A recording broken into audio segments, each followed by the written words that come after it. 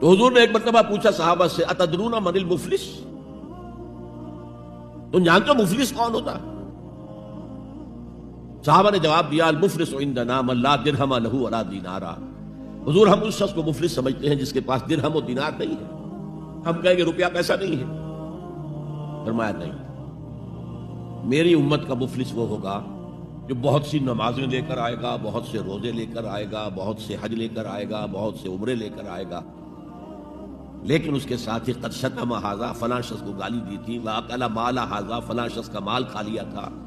فلاں شخص پر تہمت لگائی تھی۔ اب وہ سارے دعوے دار آ جائیں گے، اللہ اس نے میرے ساتھ یہ کیا، ٹھیک ہے بھائی اس کی نمازیں تم لے جاؤ، اور تو کچھ ہے نہیں، کوئی کرنسی تو ہے نہیں وہاں، نہ ڈالر ہے نہ یورو ہے، کچھ بھی نہیں، اعمال کی کرنسی ہے، دیکھی تم لے جاؤ۔ کوئی اور دعوے دار آیا، روزہ وہ لے گیا، اس کے پاس کچھ نہیں رہا، دعوے دار اب بھی باقی ہیں۔